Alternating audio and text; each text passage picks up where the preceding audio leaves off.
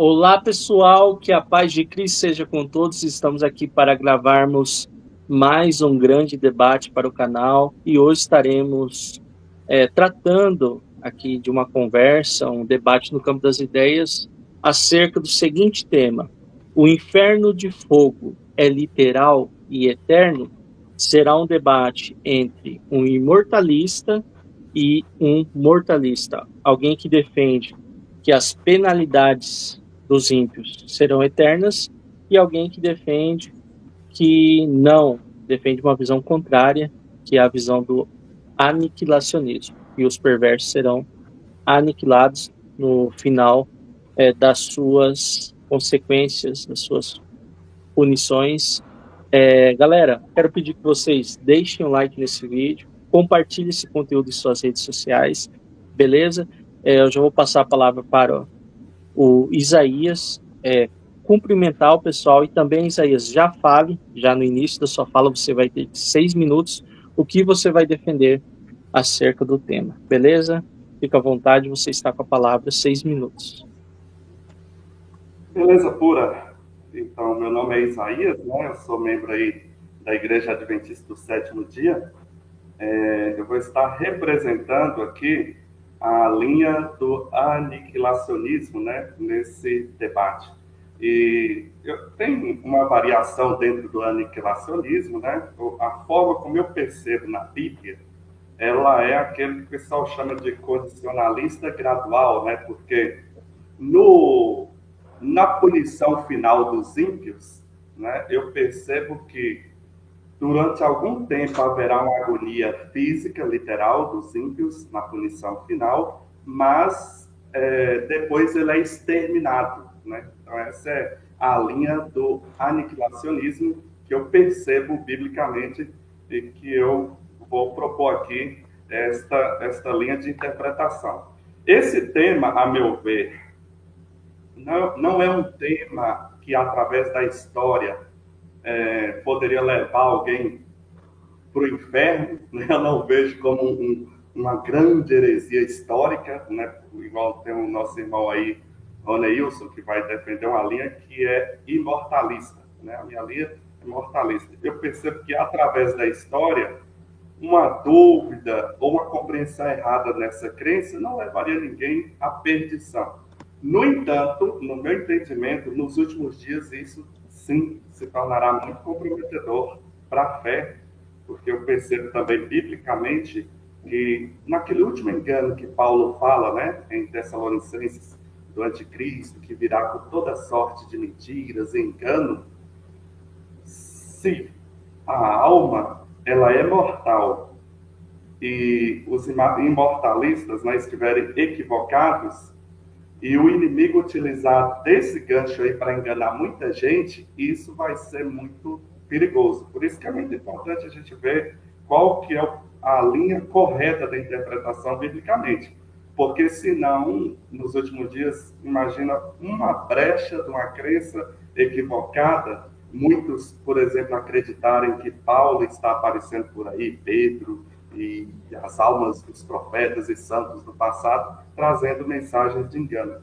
Então, o único perigo que eu vejo é esse, na questão da fé, e que vai comprometer na escatologia. Mas muitos cristãos aí, irmãos, têm a sua fé em Deus, são cristãos e irmãos sinceros, independente de uma dificuldade de crer ou não na mortalidade da alma, que é o que eu acredito e vou apresentar aqui. Eu ainda tenho quantos minutos, Jadson? Tem 3 minutos, faltando um minuto, eu farei assim. Ok, então eu já vou aproveitar para falar uma percepção que eu vejo nessa linha que entende que os ímpios vão arder para sempre nas chamas eternas, né, do lago de fogo. Eu percebo um erro na base da crença.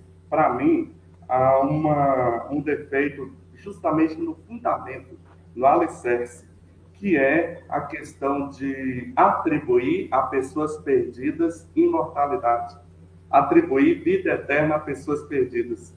Eu não encontro nas Escrituras em nenhum lugar Cristo prometendo ou anunciando vida eterna para pessoas perdidas. Porque, ó, para começo de conversa, a imortalidade não é algo inerente do ser humano.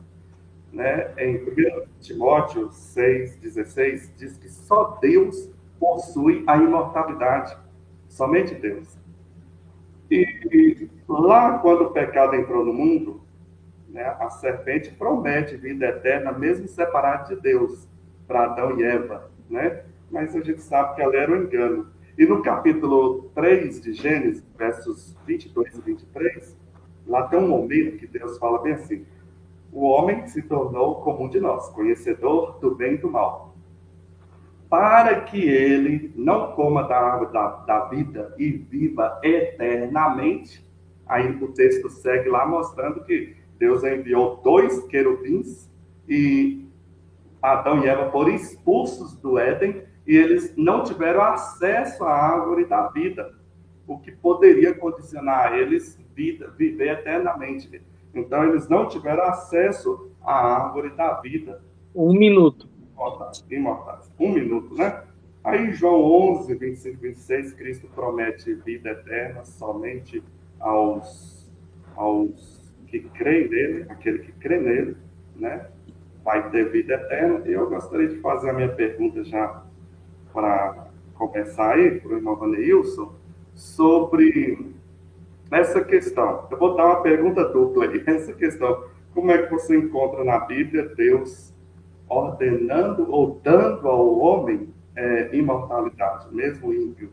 Essa questão aí da imortalidade, você entende como inerente ao homem ou é Deus que concede? Aonde está o texto bíblico que Deus concede?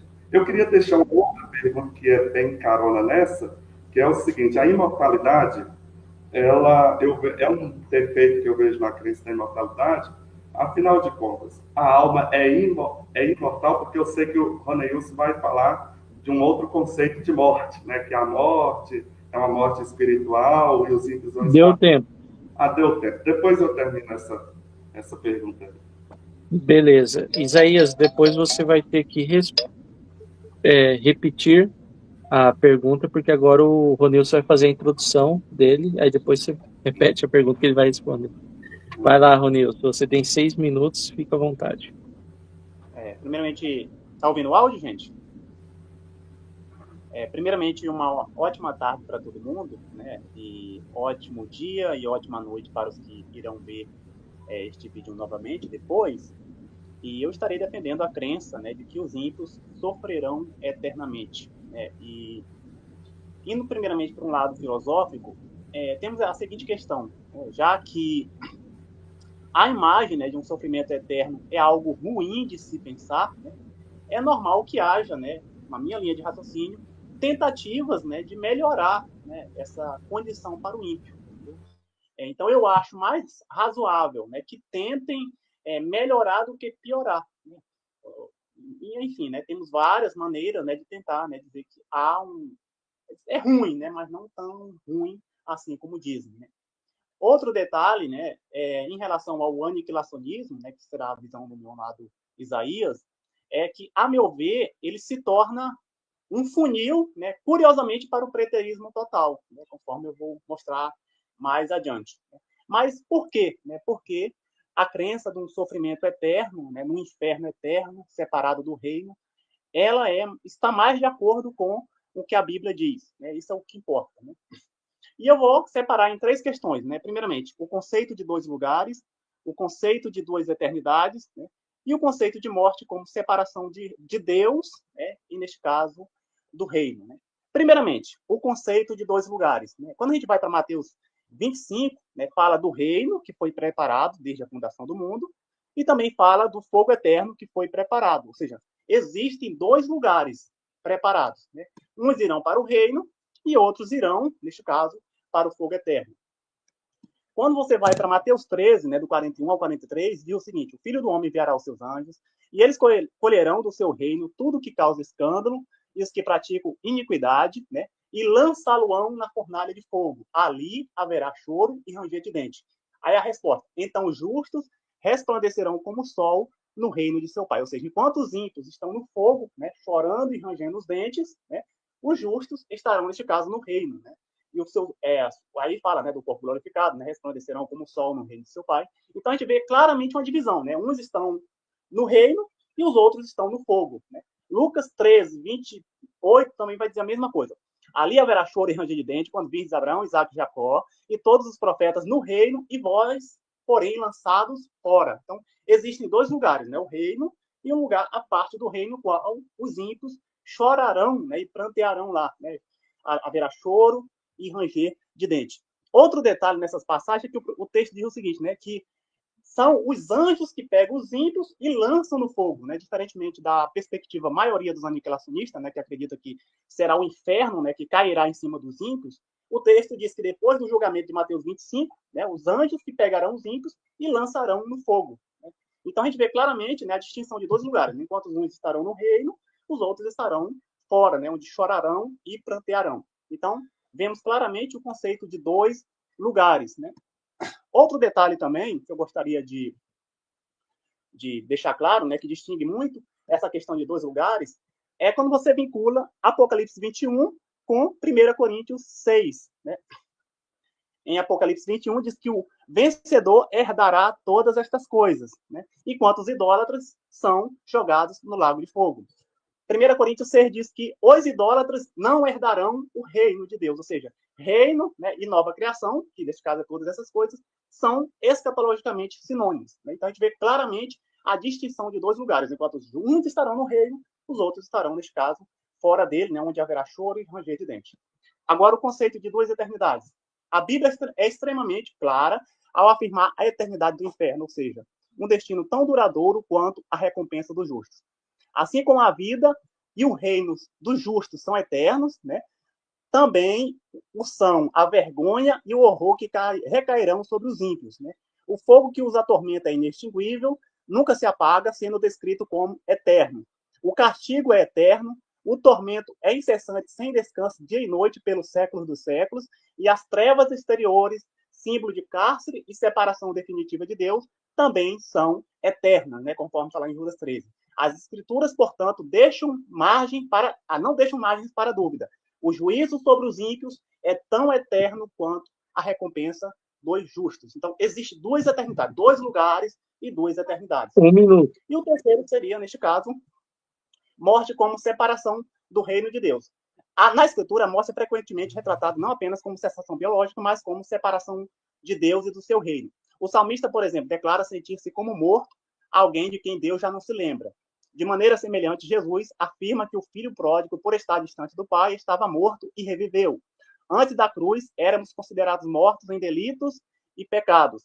Quando Jesus diz, deixai os mortos sepultar os mortos, provavelmente se refere ao espiritualmente mortos, vivos biologicamente, mas separados de Deus. O lago de fogo, descrito em Apocalipse como segunda morte, é a que só Deus pode causar, representa essa exclusão definitiva de Deus, né, e do Messias. Né? Assim como o homem sem Deus vive hoje em trevas espirituais, em cárcere interior, será lançado no juízo final às trevas exteriores, uma condição de morte plena, total separação, tanto Deu física tempo, quanto Ronildo. espiritual de Deus e do seu reino. Amém. Ok. Isaías, você tem 2 minutos para a sua pergunta, fica à vontade. Pode ir. Muito bem, a pergunta seria agora, né? Na introdução lá eu tentei aplicar a pergunta, mas seria agora. A minha pergunta era a seguinte: eu disse que eu percebo um defeito na estrutura da crença imortalista. Que é, primeiro, eu falei do fundamento, né? Que Deus, ele dá imortalidade àqueles que aceitam a Cristo.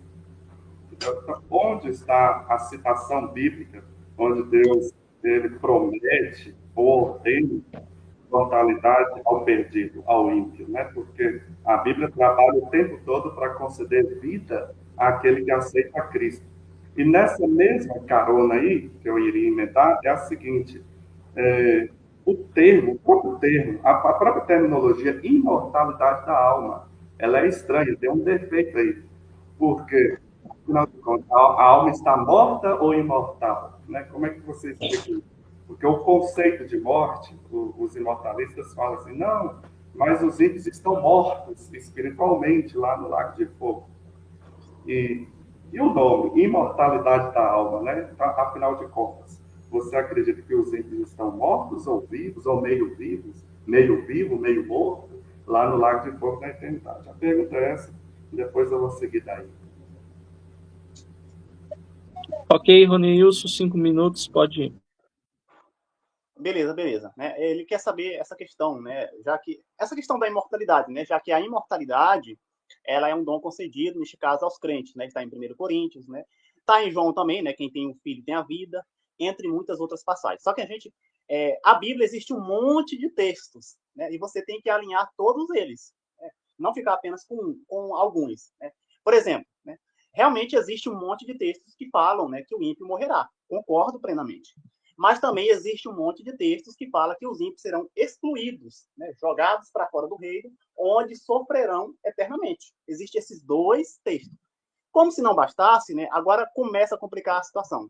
A própria Bíblia, ela declara que a inexistência seria melhor, neste caso, do que o próprio, né, destino final dos ímpios. Né? Por exemplo, em Mateus 18, né, Jesus Cristo fala o seguinte, que quem fizer um dos meus pequeninos tropeçar, seria melhor se ele pegasse uma corda, massa no pescoço e ser lançado dentro da água, né? Quando Jesus fala de Judas, ele diz o seguinte, melhor seria se Judas não tivesse nascido, ou seja, a inexistência seria melhor, né, do que o castigo que estaria a vir por ele, né? Quando a gente vai para Hebreus, né, Hebreus 10, ele fala o seguinte, ó,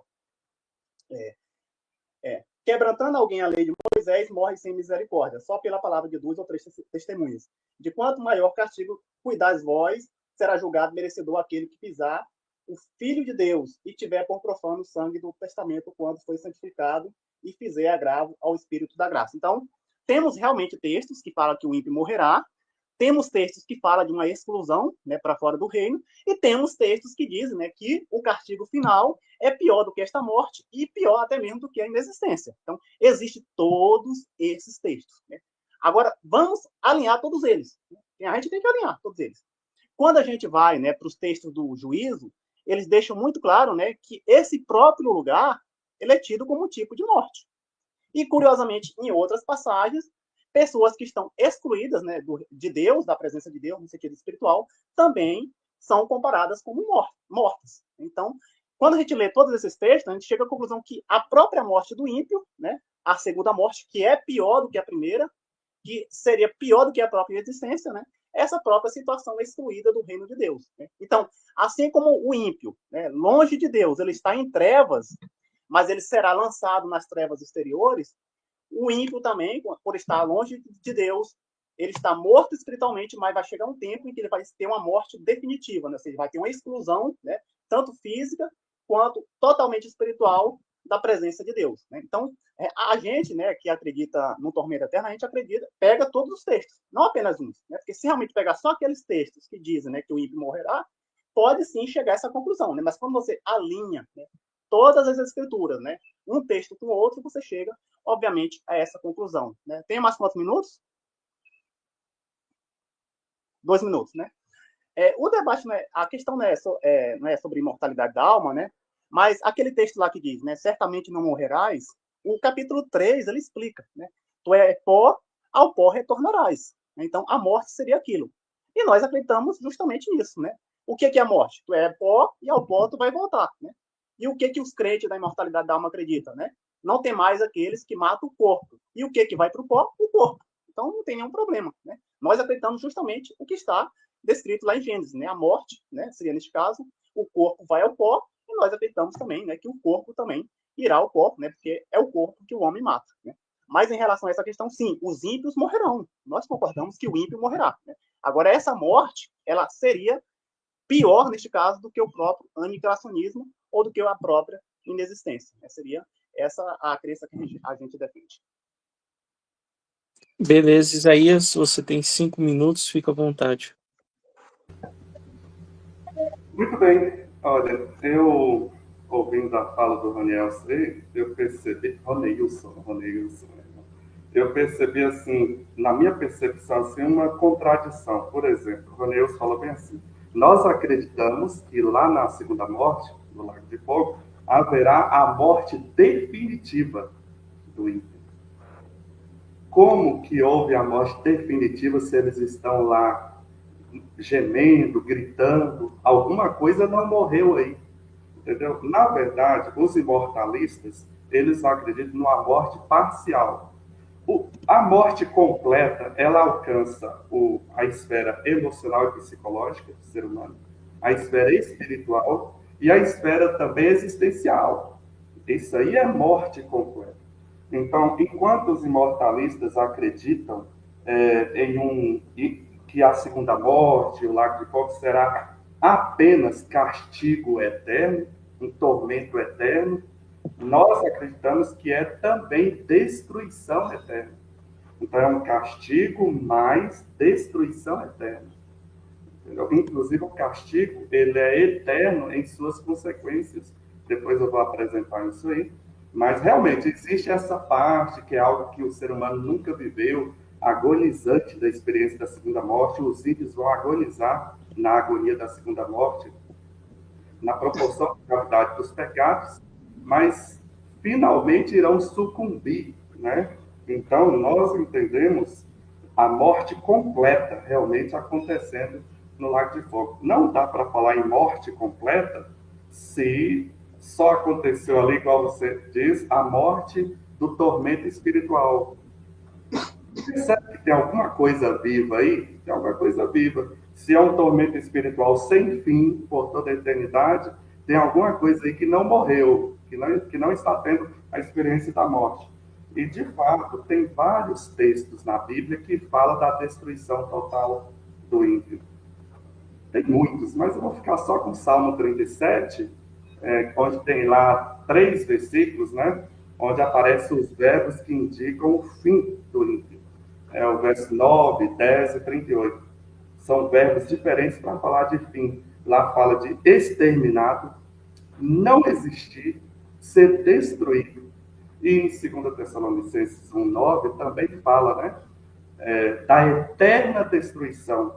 2 Tessalonicenses 1,9, que os ímpios sofrerão eterna destruição.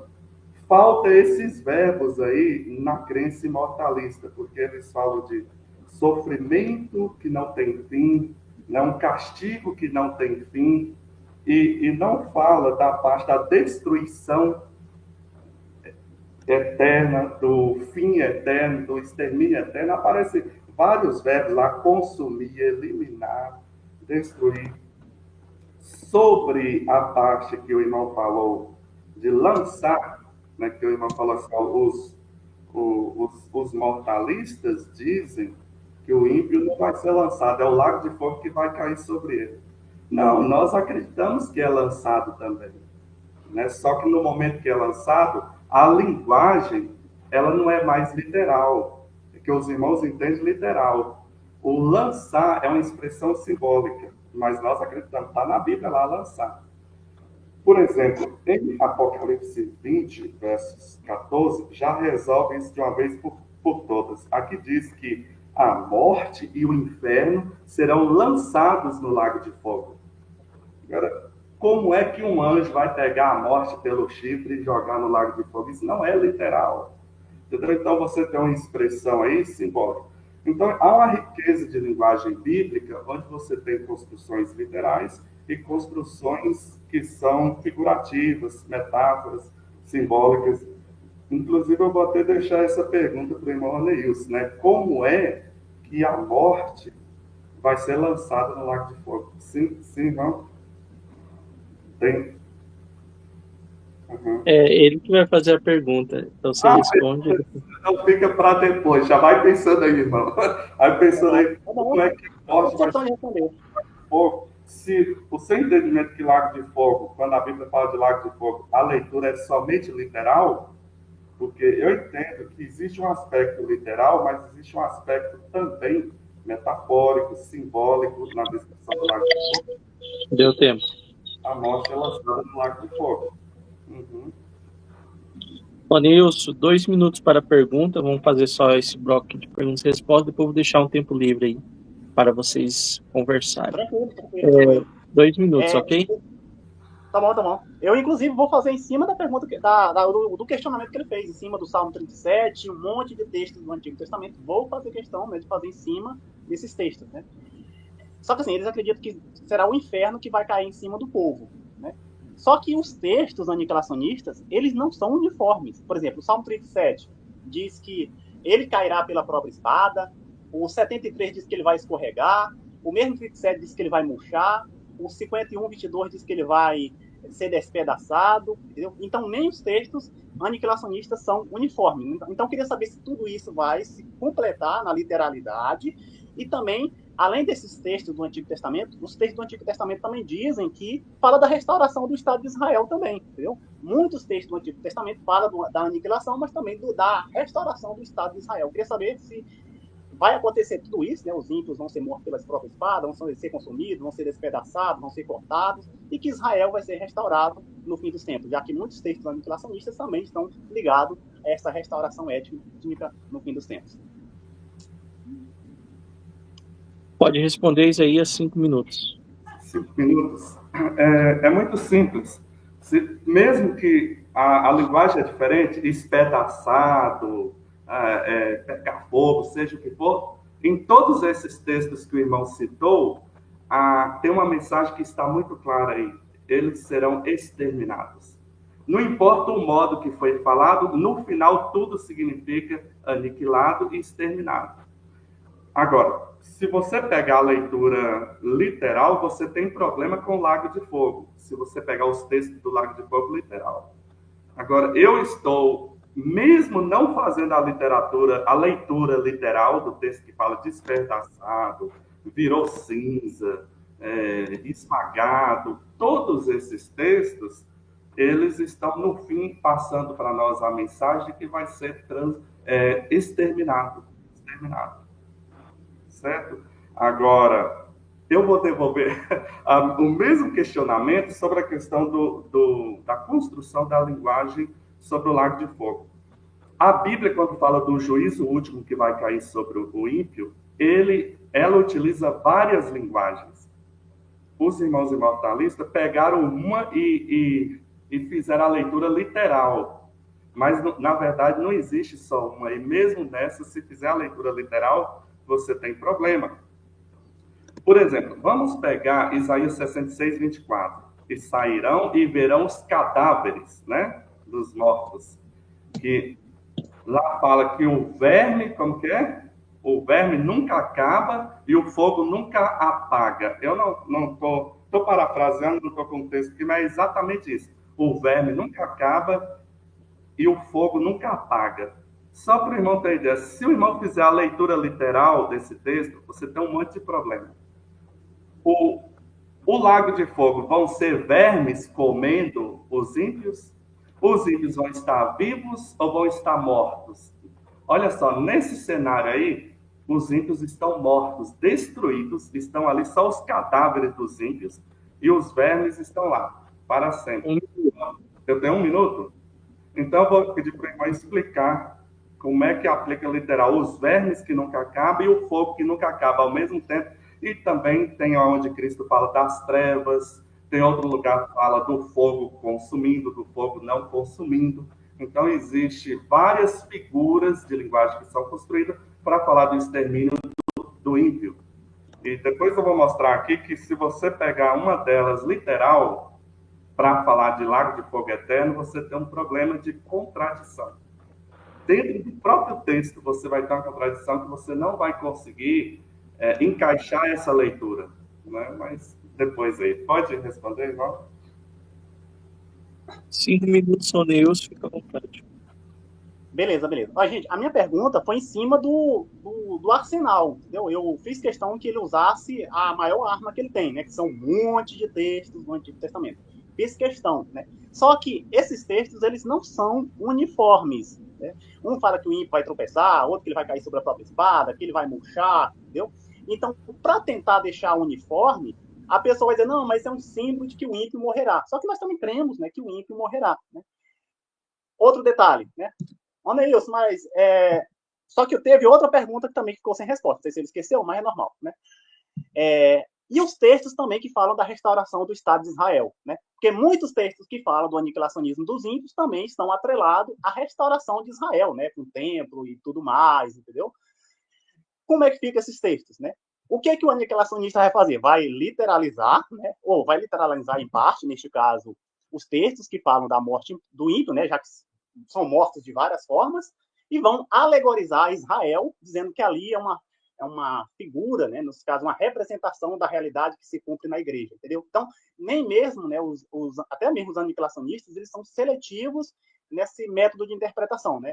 Alegoriza Israel, né, mas os mortos tão literais, mas já que eles são mortos de várias formas, ali, neste caso, é um símbolo de que eles morrerão, entendeu? Então, é muito difícil essa leitura aniquilacionista. Ao contrário do que eu fiz, né? Eu mostrei vários textos que falam, né? Os ímpios no reino, os justos no reino e os ímpios fora dele, né? Mas vamos lá. Mas e se esses textos aniquilacionistas forem verdade, né? E os textos também que falam da restauração de Israel? A gente tem que dar uma explicação plausível, né? Pode ter uma restauração do Estado de Israel no futuro? Sim, né? Tem um milênio na Terra e lá mostra Jerusalém, entendeu? Então, pode ter? Sim, pode sim, né? O próprio milênio mostra lá Jerusalém, lá nos versículos, né, do 7 ao 9. Entendeu? E os textos aniquilacionistas podem se cumprir? Sim, na vinda de Cristo, os ímpios, né, são mortos pela palavra de Cristo, e no fim do milênio, né, fogo desce do céu e consome os ímpios. Então, nós aceitamos tudo, né? Pode se cumprir os textos que falam de Israel, assim como os textos que falam do aniquilacionismo? Pode sim, né? Porque há um aniquilacionismo tanto na vinda de Cristo quanto no fim do milênio. Assim como pode ter também evidência de que Israel seja restaurado no milênio. Entendeu? Então, a questão do aniquilacionismo é o seguinte, né? Seleciona os textos, né? E até mesmo os textos que eles selecionam, neste caso, eles vão ter que alegorizar em certas partes, né? Não, aí quer dizer que eles morrerão, né? Mas porque os textos, né, eles não se encaixam um entre o outro, né? Essa questão da morte, né, sendo lançada, tem quantos minutos ainda? Quantos minutos? Minutos. Oi? 2. Beleza, né? Apocalipse, né? Gente, o livro de Apocalipse, ele não é totalmente simbólico.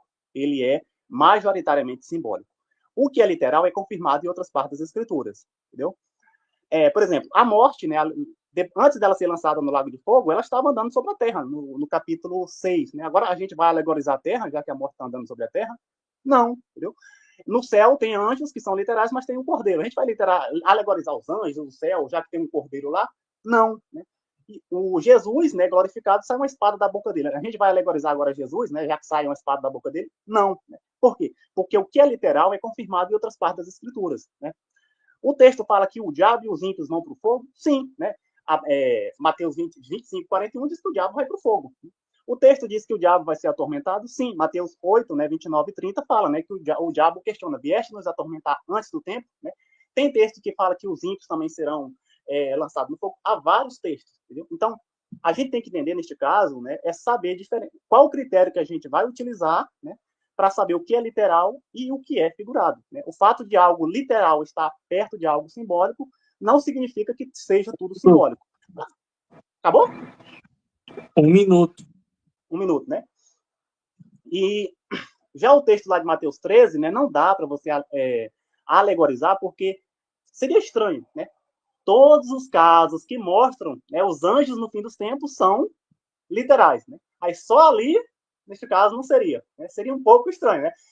Lá em Mateus 25, os anjos são literais, né? Os anjos pegam os eleitos, é literal, mas só ali, né, que os anjos pegam os ímpios e lançam no fogo seria figurado, né? Além dessa expressão lançar, né, lançado na fornalha de fogo, ser simétrica, né, com lançar no lago de fogo e lançar na fornalha de fogo. Então a gente vê uma simetria, né, neste caso de ideia, né? Lançado no fogo eterno, lançado na guena de fogo, lançado na fornalha de fogo, lançado no lago de fogo, né? Então, além de ter a ação dos anjos, né, tem também essa questão de simetria de ideias, né, entre os textos. Depois eu retorno nessa questão do Isaías 66, eu quero trabalhar cada um desses textos, se for possível. Ok. Agora nós vamos fazer um bloco de bate-papo aberto e depois o último bloco será de perguntas e respostas. Então, Isaías, você pode agora ligar seu microfone e conversar aí com o Nilson, beleza? Muito bem, muito bem. Sobre essa parte aí, dos anjos lançarem A figura do anjo aparece na escatologia e não teria como não aparecer, porque os anjos estão ligados justamente com a ira de Deus que é derramada nos últimos dias. Inclusive, a ira de Deus, ela começa a ser derramada já na ocasião da primeira vinda de Cristo, né? Mas tudo se completa realmente no final do milênio, né? Eu espero que não entenda diferente para a gente não iniciar um outro debate aqui. Então, os anjos estarem sendo os agentes que trazem o juízo de Deus sobre a terra, eles têm uma participação, sim, no fim dos malvados e dos maus. Agora, há uma componente simbólica na expressão, na redação do texto, porque quando a gente fala desse lançar, não pode esquecer de que a morte também será lançada nesse lago de fogo, que foi a pergunta lá que tinha ficado sem resposta. Então, a morte ser lançada, a gente não pode descartar, a gente não pode ter uma visão reduzida da interpretação dos assuntos bíblicos, né? Então, esse lançar se aplica, sim, a uma interpretação metafórica também, né? Porque a morte não é um personagem, né? Ou não acredito. Mas tudo bem. O senhor poderia me mostrar biblicamente, entendeu? Aonde né, que os anjos, aparece a ação dos anjos nos evangelhos, no fim dos tempos, em que essa ação ela seja simbólica. Porque vamos ler o texto, ó. É uma comparação, né? Assim como o joelho é colhido, né, no fogo para ser queimado, assim será na consumação deste mundo. Mandará o filho do homem, os seus anjos, e colherão, né? Aí ele tem uma comparação legal, que é aqui, ó. O campo é o mundo, né? A boa semente são os filhos do reino, e os joelhos são os filhos do maligno. O inimigo que semeou é o diabo, e a ceifa é o fim do mundo. E os ceifeiros são os anjos. Então, os anjos, eles são comparados com ceifeiros. O que os ceifeiros fazem? Eles separam, entendeu? Então, os ceifeiros são um símbolo, os anjos são simbolizados, entendeu? E assim como os ceifeiros, né, separa no fim da colheita, os anjos também separarão, né? Então, eu queria saber em qual lugar nos evangelhos eu encontro, entendeu, a ação dos anjos no fim dos tempos, e que essa ação ela seja, neste caso, simbólica. É simplesmente essa questão. Você teria um exemplo? O próprio texto aí, ele está cheio de componentes simbólicas, né? Por exemplo, ceifa, ceifeiro, seara, né? Uma roça, plantações, joio, trigo. Então, sim, mas aí tem um componente, entendeu? Realmente, a ceifa, né, é figurado, né? Mas o anjo já é o simbolizado. Não tem condição de você simbolizar o simbolizado, entendeu? Nesse caso, os ceifeiros são um símbolo e os anjos, neste caso, seriam o simbolizado. Então, você está tentando, neste caso, simbolizar o simbolizado, entendeu? Essa seria a questão, entendeu? Eu não sei se aí a gente iria entrar em outro tema, porque quando a ceifa, se eu for estudar na Bíblia a teologia da ceifa, igual eu falei, ela engloba eventos agora da primeira vinda de Cristo também, entendeu?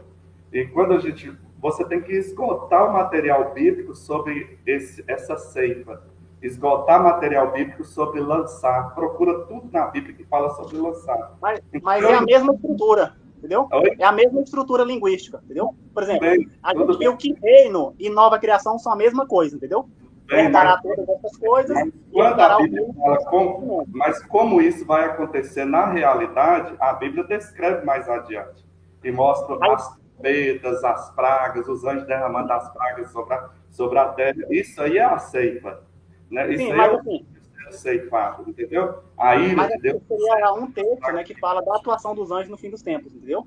E a estrutura é idêntica. O verbo para lançar aqui é o mesmo que estará lançado no Lago de Fogo de Apocalipse 20, 15. Entendeu? E que lá a morte vai ser lançada também. Então, não, o irmão está pegando um texto que tem uma expressão simbólica aí, o irmão está pegando.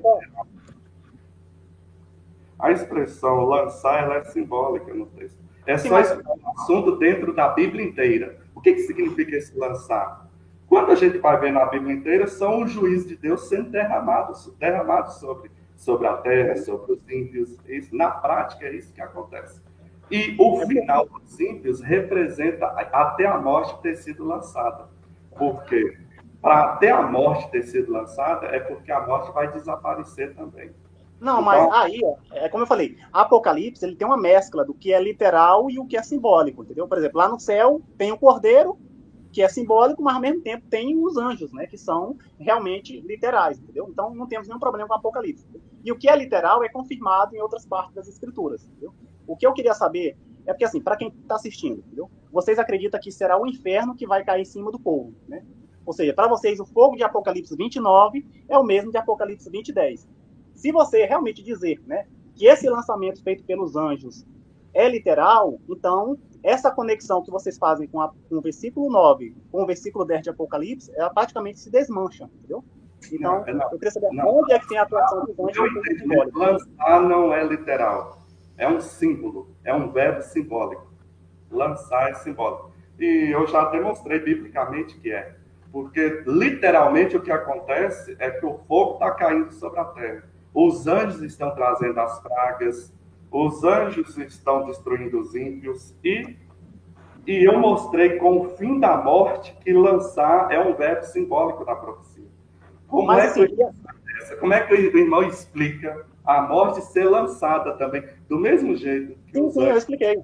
É normal a mescla do literal e do simbólico. Assim como sai uma espada da boca de Jesus, né? Jesus é literal, entendeu? Inclusive o rosto dele que resplandece no sol, é ratificado lá em Mateus 13, do Mateus 7, né? O rosto dele resplandece como o sol, mas a espada que sai da boca dele não é. Então a gente vê uma mistura. E o que é literal é confirmado em outras partes da escritura. Eu estou confirmando que o lançamento é literal, né? E, portanto, a ligação que é feita do versículo 9 com o versículo 10 de Apocalipse 20 não é correta justamente por esse texto aqui, né? O texto mostra a atuação dos anjos lançando os ímpios no fogo, e a mesma estrutura lá de Apocalipse 20, versículo 15, entendeu? E todas as vezes em que mostra a atuação dos anjos no fim dos tempos, principalmente nos evangelhos sempre é literal. Esse seria o único lugar, né, em que o aniquilacionista vai dizer que não é. Né? E até mesmo as testemunhas de Jeová, né, que diz que o lançamento é simbólico, né, seria lançado na própria morte, um símbolo de morte. Mas esse texto aqui ele deixa muito claro, né, que não. Além da estrutura, né, o reino, né, como eu mostrei em outras passagens das Escrituras, é sinônimo de nova criação, né?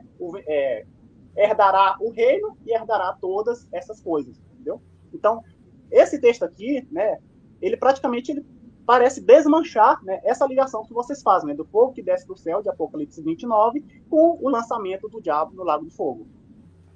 Se eu pegar um versículo da Bíblia e isolar do resto da Bíblia inteira e querer dar explicação, aí sim eu vou parecer que eu agora estou com um checkmate aqui. Agora, se eu buscar dentro da própria Bíblia, todo o sentido dessa expressão, aí a Bíblia vai me explicar. Eu devo deixar a Bíblia ser sua auto-intérprete, né? Ela se explicar. Entendeu? Então, por exemplo, o irmão falou de lançar. O texto lá de lançar, dos anjos, tem muito mais a ver com o momento agora da segunda vinda do que lá no final do milênio. Mas tudo bem, compreende tudo. Porque quando Cristo volta, já começa a ter esse processo da separação. Você já tem, né? A ira de Deus é derramada sobre a terra. Então, eu não posso pegar um versículo da Bíblia e isolar ele do resto da Bíblia, porque no resto da Bíblia, a gente vê, são os anjos lançando o juízo de Deus sobre a terra. No restante da Bíblia, a gente vê aqui. E no texto lá de Mateus, Cristo estava falando de uma parábola, né? A ceifa, o ceifeiro, a colheita, né? A seara da tarde. Inclusive, o Apocalipse pega a mesma parábola e usa outra forma de dizer a mesma coisa. O que o texto realmente quer dizer é que os ímpios serão destruídos para sempre e os salvos herdarão a vida eterna para sempre. Agora, a maneira de dizer pode mudar de um texto para o outro.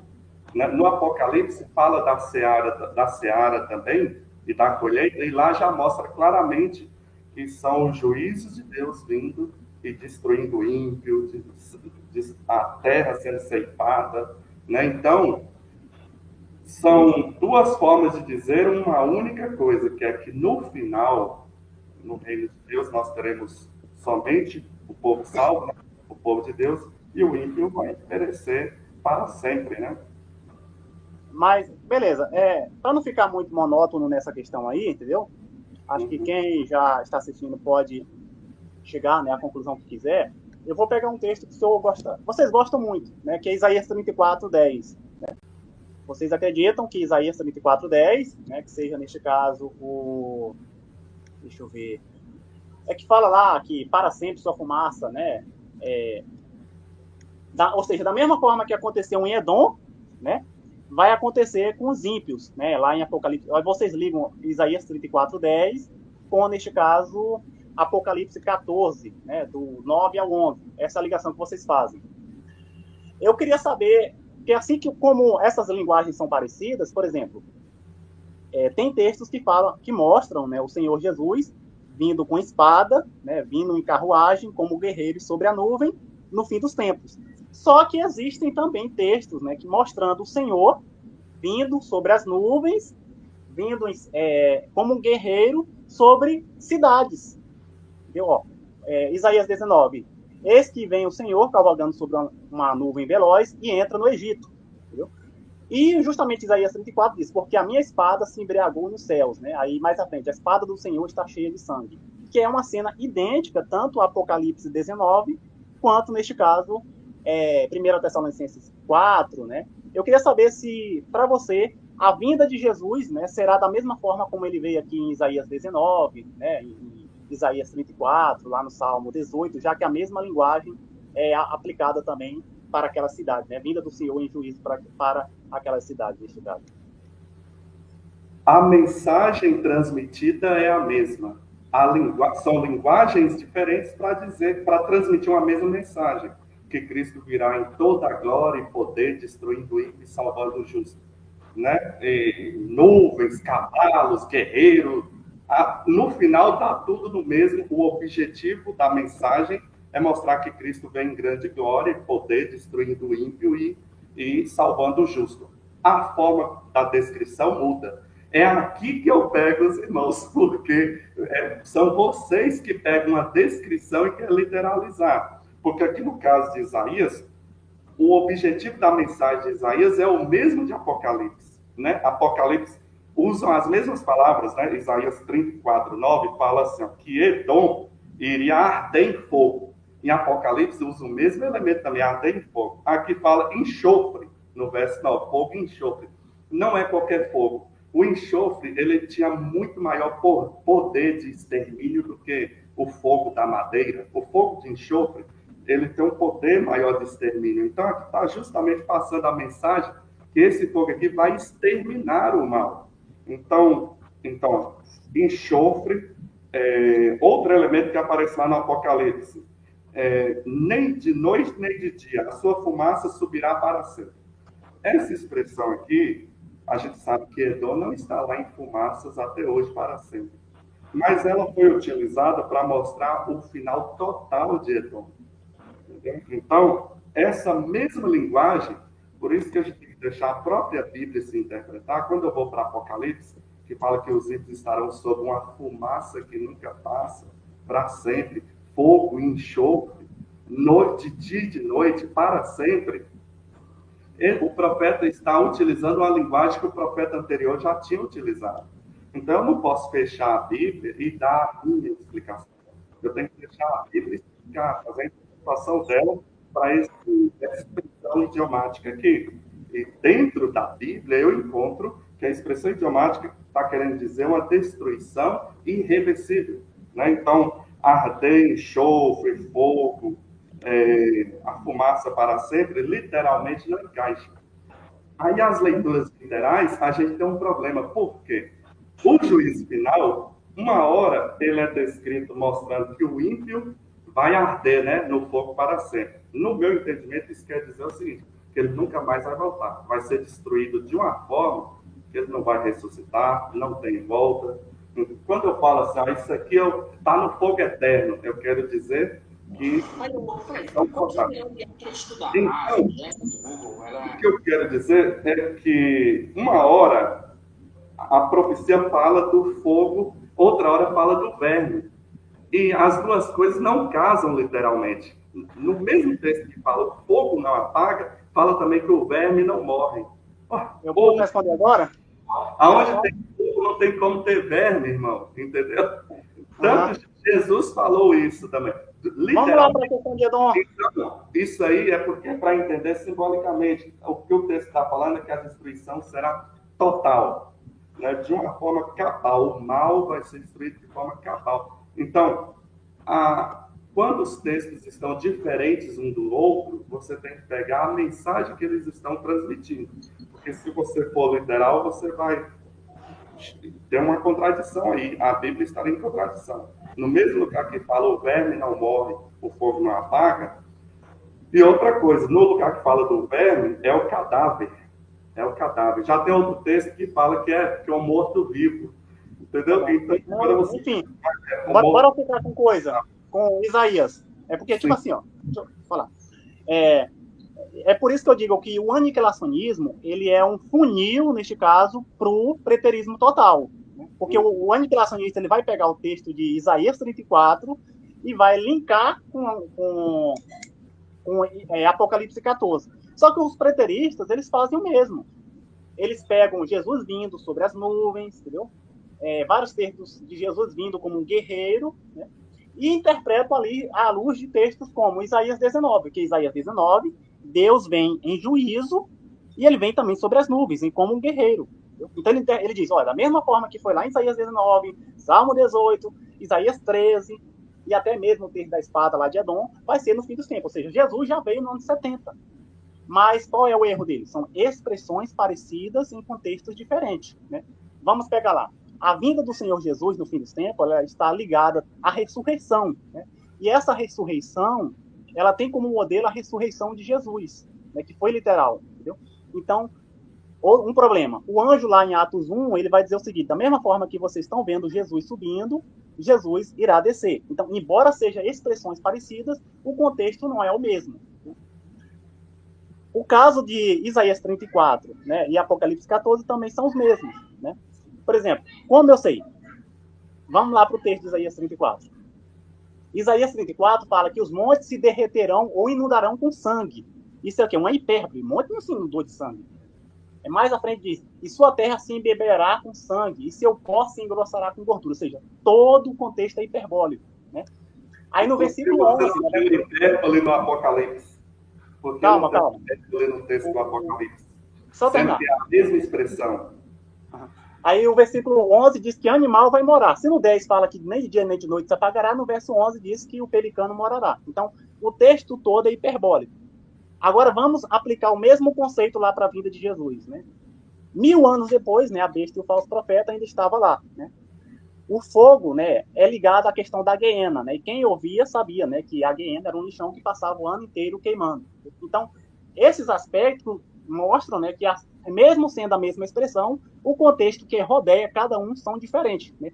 Assim como a vinda de Cristo no fim dos tempos não pode ser identificada, né, como a vinda do Senhor sobre Edom, né, sobre o Egito, em auxílio a Davi no Salmo 18, o fogo que não se apaga do versículo de Isaías 34 não pode ser entendido no mesmo sentido de Apocalipse 14, porque são contextos diferentes. Enquanto um é hiperbólico, né, o outro não é. Outra prova é que o próprio castigo dos ímpios são colocados em paralelo, né, com a recompensa dos justos, né, que é eterna.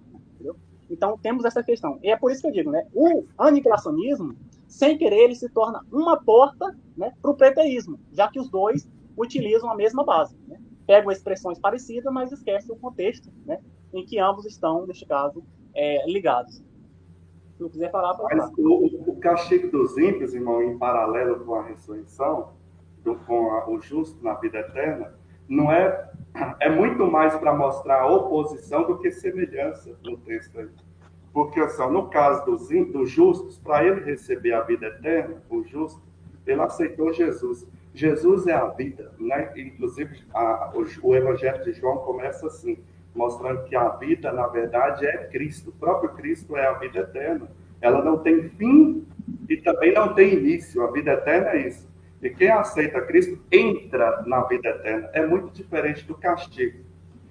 Os ímpios, a vida eterna deles não tem fim porque eles aceitaram Cristo. Cristo oferece essa vida sem fim. Os justos, né? Não sei se eu falei os justos, vida eterna sem fim. Agora, os ímpios, o castigo deles o fogo, né, cai sobre eles, e os ímpios não têm vida eterna. Então, isso não vai durar por muito tempo no tempo físico. É eternamente, o castigo é eterno nas consequências. Aquele castigo é eterno nas consequências. Mas como aquele ser que está recebendo não é imortal, em algum momento ele vai sucumbir. Ele vai sucumbir e a eternidade está aí nas consequências. Entendeu? Até tem um teólogo erudito que ele fala da palavra eterno, Miller, o nome desse teólogo, eterno na Bíblia, né, que está geralmente relacionado ao objeto. E, de fato, desde lá da Torá, a palavra que o escravo iria servir ao seu senhor eternamente, enquanto ele vivia. Né? Você encontra Davi falando também que Deus concedeu a ele reinar para sempre.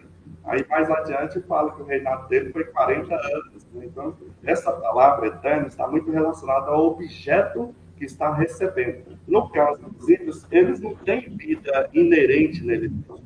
Por isso que a vida eterna para o justo é diferente, porque o justo tem Cristo. O ímpio não tem Cristo. Então, você não pode aplicar a igualdade nesse aspecto, nesse ponto. Uma outra coisa que o irmão falou da destruição da besta é engraçado, porque no Apocalipse fala que ela é lançada viva no fogo, né? Viva. Mas em Daniel, falando da besta, fala que ela despedaça. Daniel 7:11. Então, no final, apesar de o texto um ser o inverso do outro, o propósito da mensagem é cumprido, entendeu? Apocalipse fala lançado vivo. Em Daniel 7 fala que o último animal que vai governar sobre a terra, o último animal, o último império sobre a terra, na vinda do Senhor, né, vai ter aquele rio de fogo e ele vai ser morto, lá fala, vai ser morto, destruído, né? Daniel 7:11. Se você pegar literal, você tem uma contradição. Daniel falou que ele é despedaçado. Apocalipse fala lançado vivo. Mas você... ali, a besta de Apocalipse 13 é o chifre pequeno. Como? A besta de Apocalipse 13 é o chifre pequeno, entendeu? Então, não vamos nem discutir esse ponto aí, irmão, senão vai surgir um outro debate. Trabalhar o texto de Isaías 63. Daniel 7, o último animal, ele tem a ver com a besta. Mas tudo bem, então eu não vou mencionar esse texto para a gente não criar um outro debate aqui. Mas... O texto de Isaías 66, 24, né, que é um texto que o senhor citou, né, que é um texto que favorece, neste caso, a crença de vocês, entendeu? E eu gostaria, né, de não correr do texto, mas ir no texto, entendeu? E sairão e verão os cadáveres, né, ou literalmente as carcaças dos homens que prevaricaram contra mim, né? Porque o seu verme nunca morrerá, nem o seu fogo se apagará, e serão um horror para toda a carne, né? Eu queria que você fizesse uma exegese, né, que começa desde o versículo 15, né, o versículo 15, né, 15, 16, né, e depois vai, né, para o 20, né, e em diante, até o 24. Faça a exegese desse texto. Que é um texto justamente que vocês utilizam esse texto, né, para interpretar Marcos 9, né, utiliza esse texto para interpretar Daniel 12, entendeu? Entre muitos outros textos, né? Eu quero que o aniquilacionista faça a exegese de todo o texto, né, não apenas essa parte que está aqui, né? Não, isso aí seria outro debate. Eu estou entendendo a pergunta do irmão, mas isso seria outro debate por causa que realmente tem uma profecia ali que tem uma relação com Israel, e aí é outro debate. Se o irmão quiser, eu faço essa exegese. É um texto que vocês utilizam. Eu estou dando oportunidade, um texto que vocês... Não, eu vou falar em poucas palavras. Isaías 66. O Leandro Pablo cita, né, a maioria, né, cita esse texto porque é um texto que é forte, né, para a crença de vocês.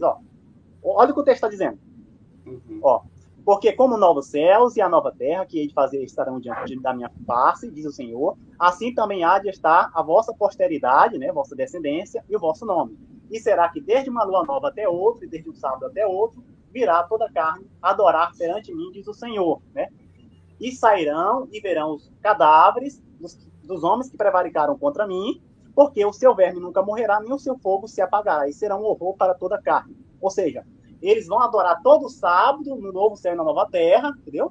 E quando sair do novo céu e nova terra, vai ver todo sábado aqueles cadáveres, né? Eu queria saber se vocês acreditam realmente que vai ter todo sábado cadáver no novo céu e nova terra, né? Você vai adorar todo sábado, né? Que isso é corroborado pela crença adventista. E quando saírem, né, da Santa Jerusalém, vão ver os cadáveres, né, queimando todo sábado, nesse caso. Que é a literalidade do texto. Isso. O que importa aí, é o que eu estou falando desde o início, é o recado que o texto está dando. Entendeu? Com essa construção linguística aí, o que o texto está querendo falar é que o ímpio vai ser exterminado para sempre. A maneira muda de texto para texto. Por exemplo, nesse texto aí falou de cadáver, né? Que o verme... cadáver no novo céu, no novo céu. Ou seja, para vocês, vai Isso. descer fogo do céu, né? Isso. Vai fazer um novo céu e nova terra, ainda vai ter aqueles pessoal lá no novo céu e nova terra, depois de descer fogo do céu, reconstruir o mundo inteiro, entendeu? E ainda vão estar lá no novo céu e nova terra, o pessoal vai cultuar todo sábado e vai ver aqueles cadáveres lá de sábado em sábado e de lua nova em lua nova. Não. Eu não vejo... Eu não vejo como aplicar literal um cadáver que o verme nunca morre lá comendo. O verme nunca vai morrer para sempre comendo aquele cadáver ali já morto, entendeu? Aí, essa construção aí não é literal. E tem outra construção que está em Malaquias. Ó, que vocês utilizam. Fala assim, ó. Em Malaquias fala: o ímpio fará cinza debaixo dos vossos pés. Mesmo essa aí eu não vejo literal. Entendeu? O ímpio se fazer cinza, eu pego o recado que o texto está dando.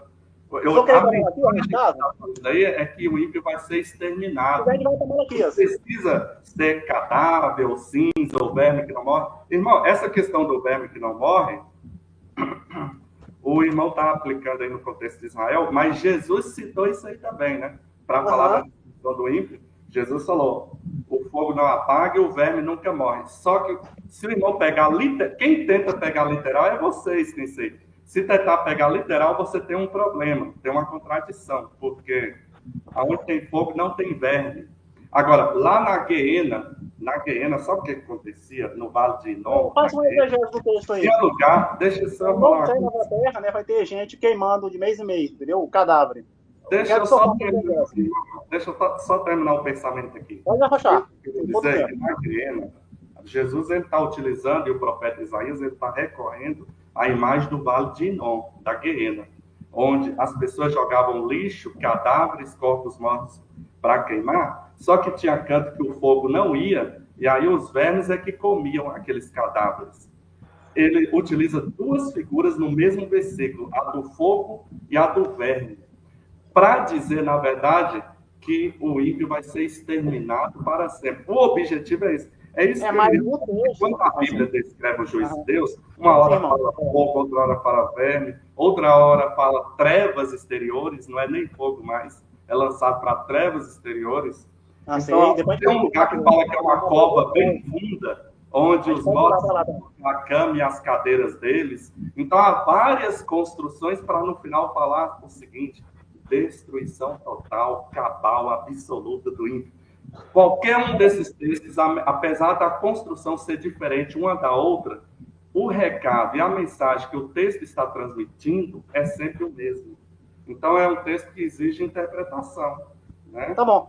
Então, depois a gente vai para Malaquias, né? Que só citou o texto de Malaquias, a gente vai para Malaquias, né? Mas, primeiramente, deixa eu dar a minha interpretação de Isaías 66, né?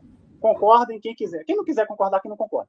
O contexto, gente, ele começa no versículo 15, né? Porque eis que o Senhor virá com fogo, né?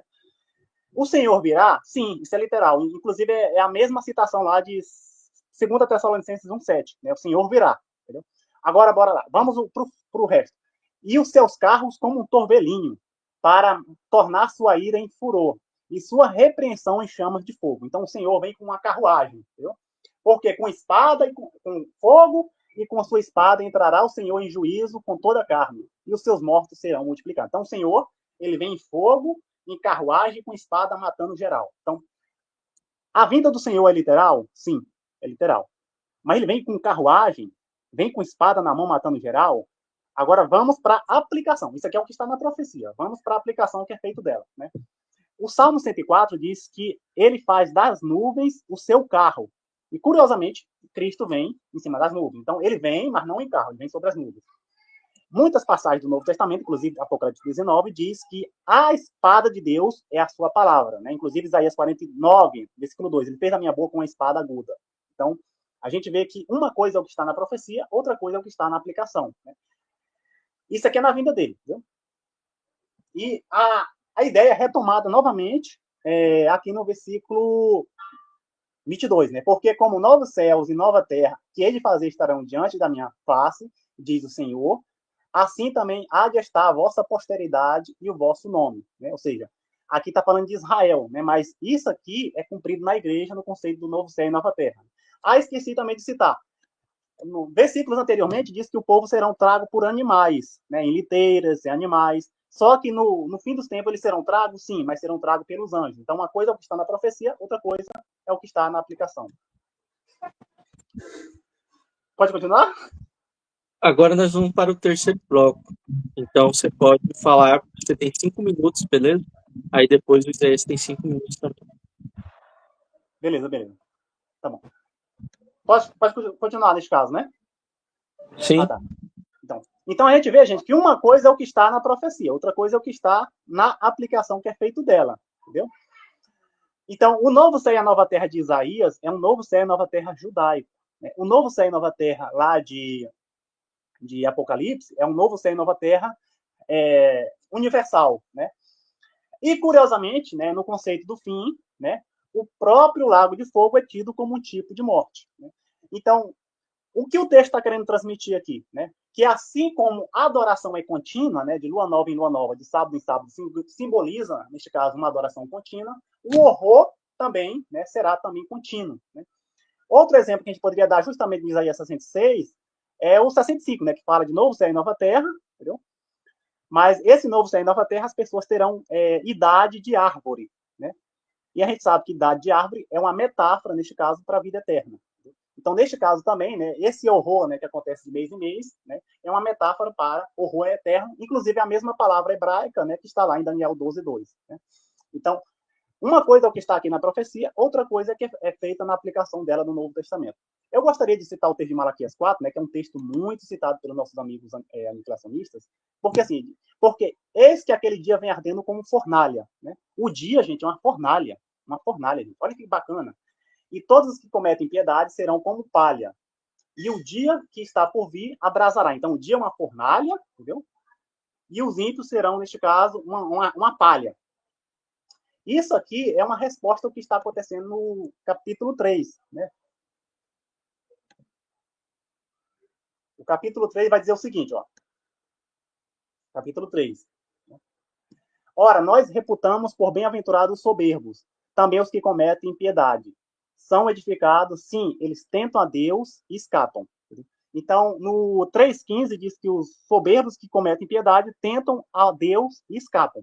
No 4:1 diz o seguinte, né, que eles serão como palha e o dia é comparado a uma fornalha. Em outras palavras, o que o texto está querendo dizer? Naquele dia eles não escaparão. Assim como a palha não escapa dentro da fornalha, naquele dia eles não escaparão. Né? Essa imagem, por exemplo, da palha é utilizada até em Êxodo 15, né, o qual as pessoas são mortas por água, né? E o texto diz, envias a tua ira que os consome como resturo. Então, o que Malaquias 4 está dizendo? O seguinte, está dizendo simplesmente que eles não escaparão naquele dia. Só isso. Né? Eles não escaparão naquele dia. Né? Olha, naquele dia, gente, hoje eles escapam, mas naquele dia, assim como a palha é frágil e não escapa dentro da fornalha, naquele dia eles não escaparão. Essa é a metáfora, né, que o texto está querendo nos transmitir. Terminei, Jorge. Ok, pode ir. Isaías, 5 minutos. 5 minutos? Isso, 5 minutos. Isso, muito bem. Esse dia do Senhor, que o irmão leu bem aí, que abrasa como fogo, uma fornalha, né? Muitos textos ligam verbos e substantivos a ele que os irmãos imortalistas tiram fora, né? Os irmãos imortalistas só pegam castigo e tormento para a questão do lago de fogo. A parte de extinção não tem. Extinção, erradicação, extermínio, né? E esses textos, como este que o irmão leu, fala de extermínio, né? Malaquias 4 chega a comparar não somente queimar por cima as árvores, mas não ficará raiz nem ramo. Esse texto aí está mostrando extermínio total, entendeu? Igual eu falei no início lá, que a morte, ela completa, ela tem que alcançar todas as esferas do ser humano. A morte, ela tem que abater o ser humano para ser uma morte completa, do ponto de vista sentimental, emocional, físico e espiritual. existencial, tudo isso vai desaparecer. Por isso que em Isaías, capítulo 26, verso 14, diz assim que eles morrendo não tornarão a viver e serão como se nunca tivesse existido. Né? Então, o texto, por isso que a Bíblia fala que até a morte é lançada no lago de fogo. Né? E eu queria explorar um pouquinho mais sobre essa questão da morte, porque em 1 Coríntios 15 é dito que o último inimigo que Jesus vai destruir vai ser a morte. Por que a morte é lançada no lago de fogo, se não pelo fato de que ela vai desaparecer? Porque alguns falam, não, mas isso aí é porque os justos não vão mais ser vítima da morte. É mais do que isso, a morte vai desaparecer. A questão dos justos não ser vítima da morte, isso aí já foi antes. Jesus foi o primeiro, né? Jesus venceu a morte, 1 Coríntios 15, 22. Ele triunfou sobre a morte em qualquer esfera, completamente, quando ele ressuscitou. Jesus foi as primícias e depois nós na sua vinda. Então, na vinda de Jesus, Paulo fala que os justos já vão cantar o triunfo da vitória sobre a morte. Onde está, ó morte, o teu aguilhão, né? Tá lá. E aguilhão é um ferrão. Imagina que a morte é como uma abelha, o ferrão é o aguilhão. E lá no mesmo texto, em 1 Coríntios 15, Paulo fala, e o aguilhão da morte é o pecado. Olha que interessante. Paulo está mostrando que o pecado é uma parte da morte, é o aguilhão, é o ferrão dela, e que ela vai ser destruída. É o último inimigo que Jesus vai destruir. Ou seja, esse texto está me mostrando que quando Jesus estendeu o lago de fogo, não é somente os malvados que serão destruídos. No lago de fogo, o próprio mal será destruído. O pecado será destruído, não é só pecadores, o próprio pecado. Então é uma extinção completa. Por isso que falou, o último inimigo a ser destruído será a morte. E isso acontece no final do milênio. Por quê? A vitória do justo já aconteceu. O que é isso da morte ser destruída no final do milênio? 1 minuto. Aí Apocalipse 26 fala de novo que os da primeira ressurreição, né? A morte não tem poder sobre ele. Então, a morte ela é finalmente destruída no segundo momento lá, no final, porque justamente quando os ímpios forem destruídos, até o pecado vai ser destruído, até a morte vai ser destruída no lago de fogo.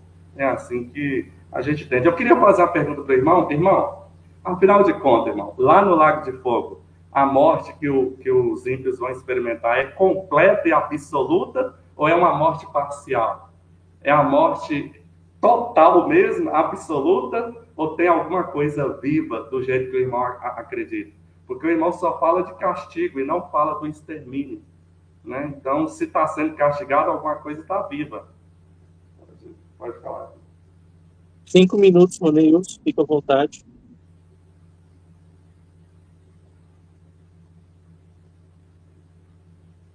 Liga o microfone.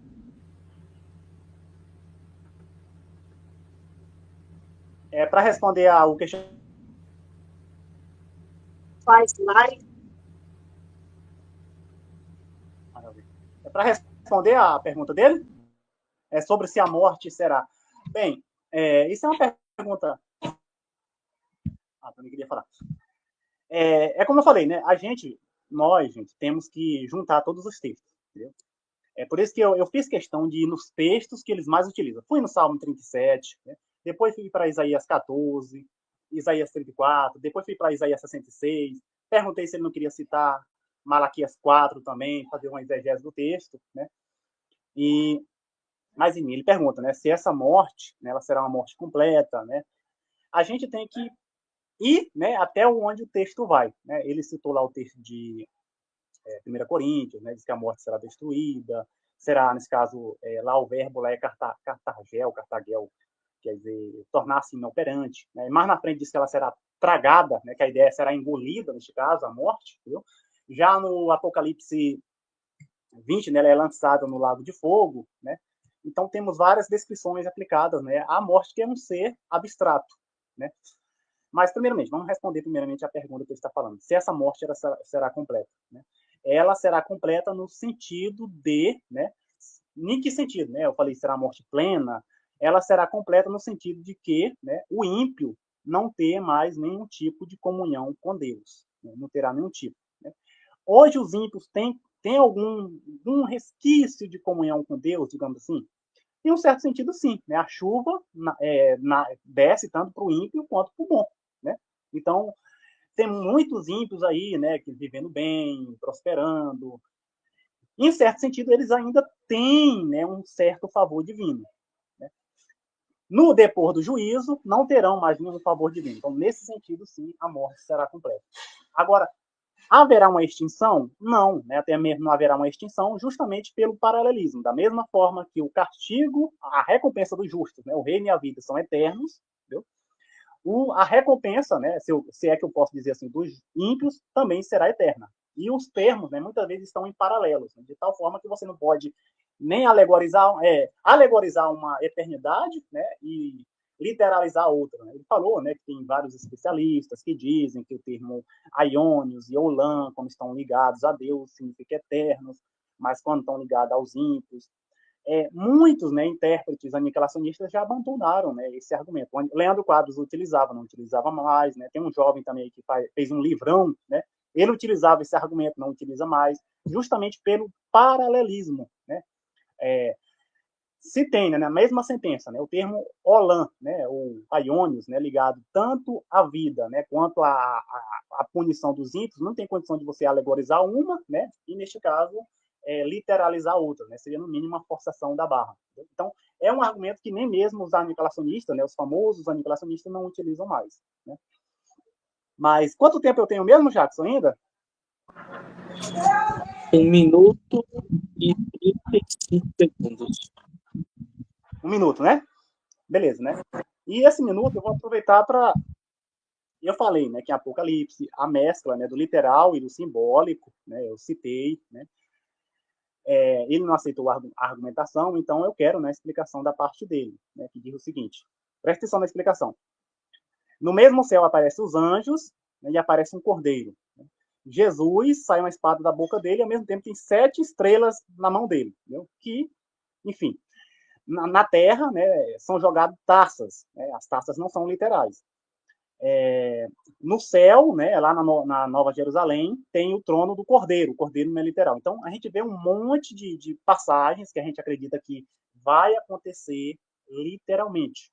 Mas essas passagens que a gente acredita que vai acontecer literalmente, elas estão atreladas a coisas que são simbólicas. Não vai sair espada da boca de Jesus, a espada é sua palavra, né? As estrelas, o próprio texto deixa muito claro o que elas são. O cordeiro é simbólico, as taças são simbólicas, a morte, gente, andando na terra é simbólica, não é um cavaleiro, mas a terra e nós somos literais. Qual o critério, né, para saber o que é literal e o que não é, né? Já que ele diz que o lançamento não pode ser literal, porque a morte também é lançada. Então, eu queria saber da parte dele qual o critério, né, exegético, hermenêutico, que ele utiliza, né, para literalizar certas coisas e alegorizar outras, a não ser o que eu estou propondo aqui. Beleza, você tem 5 minutos, depois o Nilson tem 5 minutos, e aí nós estaremos entrando em considerações finais. Fica à vontade aí, Isaías, você tem 5 minutos, pode ir. Ok.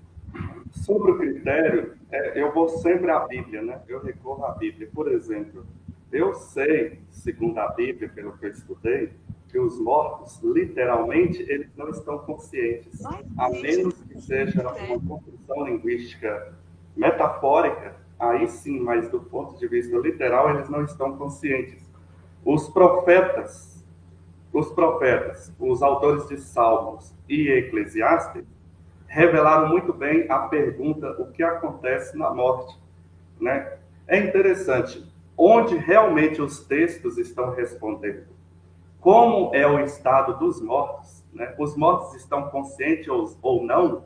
Esses textos são deixados de lado, que são textos dos Salmos, Eclesiastes e profetas, porque o profeta Isaías também fala do estado inconsciente dos mortos. E aí existem construções onde não estão falando do estado dos mortos, onde é atribuída consciência aos mortos para falar de uma outra mensagem. São textos com um outro objetivo. O objetivo ali não é revelar o que acontece na morte. Aí muitos pegam esse texto aí para querer a resposta do que acontece na morte. Então, uma vez que a Bíblia tem vários textos, mas eu vou citar só um, Eclesiastes 9:5, que fala que os mortos não sabem coisa nenhuma. Eclesiastes 9:5, os mortos não sabem coisa nenhuma. Aí, Salmo também vai falar que nem louvar os mortos louva, porque alguém poderia falar, não, mas os mortos não sabem coisa nenhuma daqui dessa terra, mas tem atividades que vai ter do lado de lá. Imagina, o justo vai louvar a Deus ou não vai? Salmo fala que os mortos não louvam, nem mesmo os justos. Então, a Bíblia revela a inatividade dos mortos, a inconsciência dos mortos.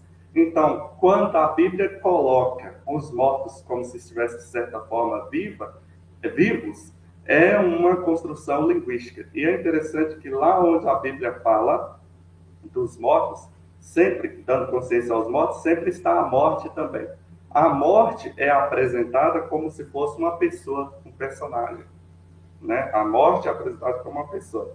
Se os irmãos imortalistas forem bem honestos com a linha de raciocínio deles, não vai demorar muito eles vão acreditar que a morte é uma pessoa. Porque quando o texto bíblico personifica os mortos, ele também personifica a morte. Agora, quando o texto bíblico está personificando mortos ou personificando a morte, ele tem um outro propósito. É uma estrutura literária, um recurso, né, um construto linguístico que tem o objetivo de mostrar com mais clareza o que vai acontecer com todo aquele, né, que não aceita Cristo, que não aceita a verdade, que é justamente o extermínio total. Por exemplo, a parábola do rico e Lázaro, que é utilizada pelos imortalistas para falar da questão de que os mortos estão vivos. Realmente ali é atribuída personificação aos mortos para mostrar uma outra coisa. No final do texto, um minuto, no final do texto lá, fala assim, ainda que alguém volte e ressuscite dentre os mortos, ainda assim, não adiantaria. Eles têm Moisés e os profetas. O texto ele dá uma dica para nós que a única maneira de um morto voltar é através da ressurreição. Por que isso? Porque do lado de lá da morte é estado inconsciente. Entendeu? Se fosse consciente, os espíritos estariam certos, né? Teria outra forma de você vir nesse mundo aqui sem ser pela ressurreição. Mas a Bíblia, ela revela que a única forma de um morto voltar é a ressurreição. Então, sendo assim, quando a Bíblia fala dos mortos no fogo e tudo, eu percebo que esse texto ele é literário, metafórico, do mesmo jeito. E outra coisa, está do lado um do outro lá, mostrando a morte também foi lançada no lago de fogo. Né? Então você percebe elementos simbólicos. E lá em Isaías, a expressão do lago de fogo foi utilizada com essa componente simbólica, onde o fogo dura para sempre, fumaça para sempre, tudo para mostrar que o extermínio será total e cabal. Tem que fazer a pergunta? Não. Depois você vai deixar suas considerações finais, agora é um minuto, para comentar. Liga o microfone, Domingos.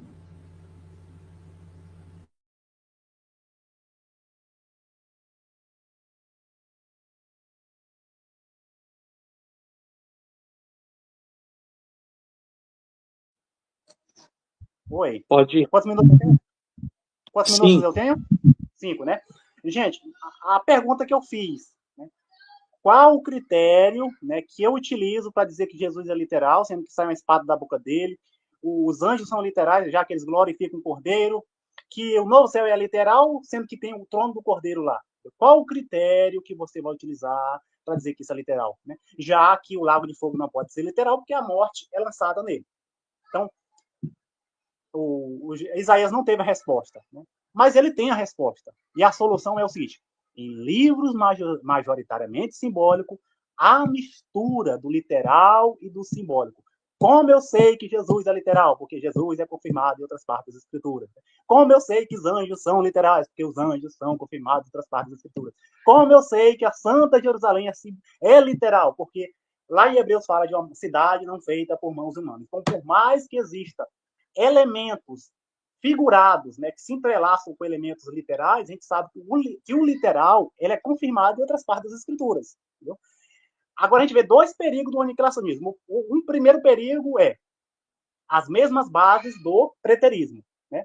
O preterismo utiliza a mesma coisa, né? Pega aquelas passagens do Senhor vindo em juízo, né? E diz que aconteceu no ano 70.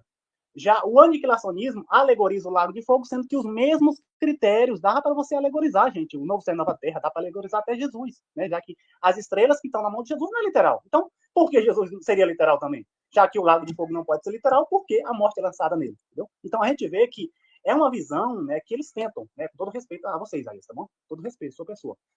Tentam dar uma explicação, né, mas eles terminam dando voz, né, a outras visões que eu considero até como heréticas, né, como ele considera também o preterismo total uma heresia, entendeu?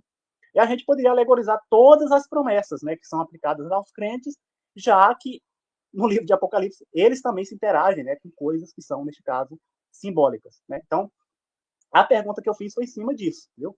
Já que a minha explicação não serve, né, o lago de fogo não é literal, porque a morte é lançada nele, então não pode ser literal, aquela ideia do lançamento. Então, dê a explicação para as outras partes, né? Que você também, assim como eu, considera literais, mas, neste caso, né, se interagem também com coisas que não são literais. Entendeu? Então, temos essas questões, né? Tem a tentativa, né, de... mas tem o verso 14, Romilson. O verso 14 diz, esta é a segunda morte. Só que o próprio Jesus também diz o seguinte, né? Eu sou a estrela da manhã, né? Quer dizer que agora Jesus é a estrela, né? E ele, quer dizer que ele seja o símbolo da estrela, né? Temos também a própria Nova Jerusalém, né? Ela é o tabernáculo de Deus com os homens. Quer dizer que a cidade é figurada, né? E o tabernáculo, a gente vai morar numa tenda, nesse caso. Não. Então, a gente vê que todas as explicações, né, que o aniquilacionista tenta dar, gente, né? Ele, de alguma forma, né, ele valida outras interpretações, como o preteísmo total, né? E outras que negam, né, a literalidade das promessas, né, destinada ao povo de Deus. Né? Então, esse é o questionamento que eu faço, né? Sem querer, vocês estão validando o preterismo, né? E também outras visões, né, que alegorizam as promessas para os justos. Né? E acabei. Ok, Isaías, agora é o momento das considerações finais, tem 6 minutos, ok? Pode pontuar o que você desejar, pode divulgar o canal no YouTube, beleza? Se quiser ficar material, fica à vontade. Beleza. Na verdade, eu percebo que o Lago de Fogo, quando aparece a descrição do Lago de Fogo no Apocalipse, capítulo 20, versos 14 ali em diante, não é isso? Apocalipse 20, 11, aliás, em diante. Apocalipse 20, 11 em diante. É uma construção simbólica de algo literal. O Lago de Fogo, a descrição toda ali do Lago de Fogo é um texto com a riqueza simbólica de um evento literal. Que evento literal é esse? O juízo de Deus. Entendeu? Então, o evento literal a gente encontra por toda a Bíblia. O Lago de Fogo é a expressão simbólica dele, do evento literal. E qual é o evento literal, na verdade? A descrição ela começa no verso 11, falando que quando foi posto o tribunal, quando vai entrar a cena do Lago de Fogo, perante o tribunal, a terra e o céu fugiram, passaram. Isso aí é o Lago de Fogo. O Lago de Fogo vai fazer passar essa velha terra aqui e esse velho céu aqui. E aí, tanto é que no capítulo 21, no fechamento, versículo 1, diz assim, ó, e eis que viu um novo céu e uma nova terra, porque o primeiro céu e a primeira terra passaram. Então, logo depois da cena do Lago de Fogo, vem a expressão, o primeiro céu e a primeira terra passaram, e já não há pranto, não há morte. Não há... Então, na nova criação de Deus, não vai existir Lago de Fogo literal. Vai ser como era antes da queda. Você não vai ter o paraíso e logo ao lado o mal ali sendo atormentado por toda a eternidade. Essas são as primeiras coisas passaram.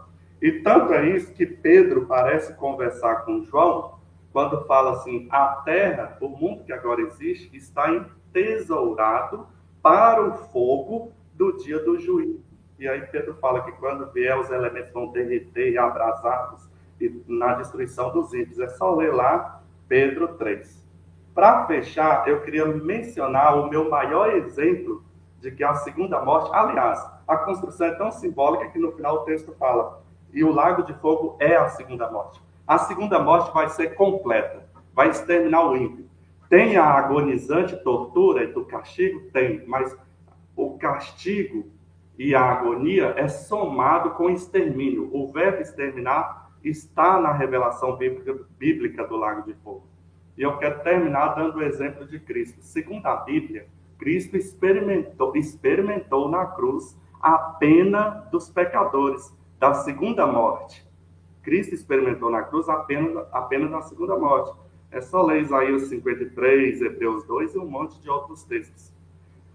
Só que Cristo não ficou nas chamas intermináveis, né, para sempre no lago de fogo. Ele experimentou a pena da segunda morte. Toda a agonia completamente da segunda morte, Jesus experimentou na cruz. O sacrifício foi completo.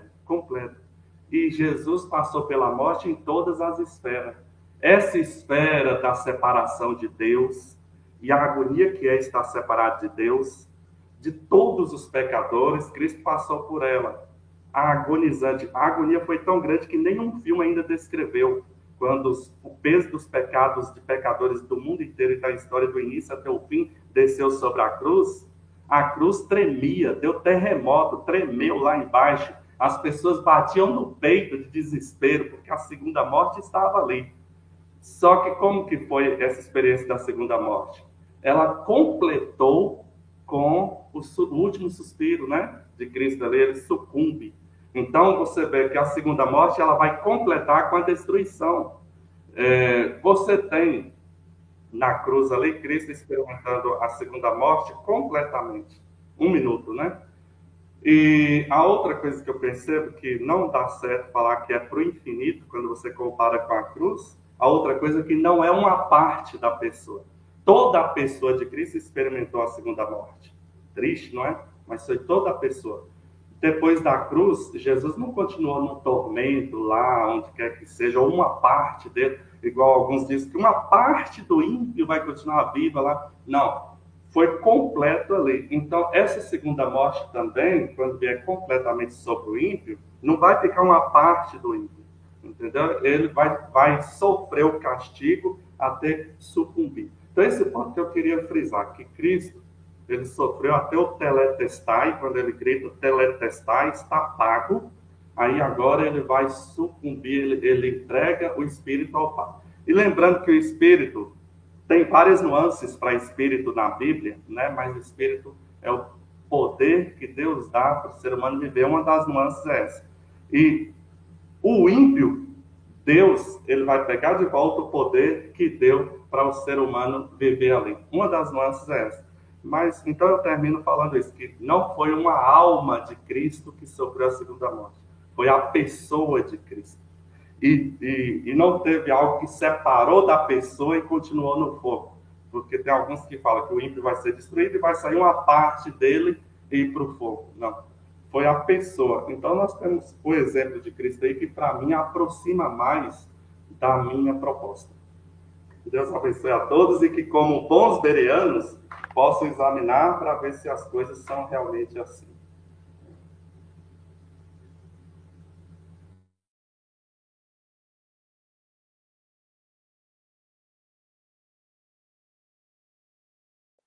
Oi. Alô? É isso, eu estava falando,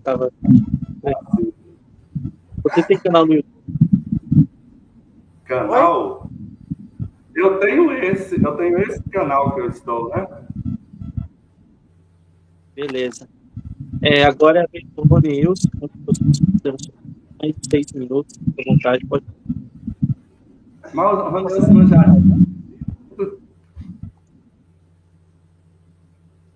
É o Rony Wilson. Ok. Gente, enfim, né, a gente teve esse pequeno diálogo, né, aqui com o menino, entendeu? E é tipo assim, entendeu? Qual o problema do aniquilacionismo? Né? É que sem querendo, né, você termina validando outras crenças, né? Por exemplo, citou Isaías 14, né, ele corre pro... citou o Apocalipse 14, ele corre pro Isaías 34, só que os preteristas também fazem a mesma coisa, né? A gente cita Mateus 24, Eles correm lá para Isaías 19, né? Olha, já que é a mesma linguagem, né, vai acontecer do mesmo jeito. Entendeu?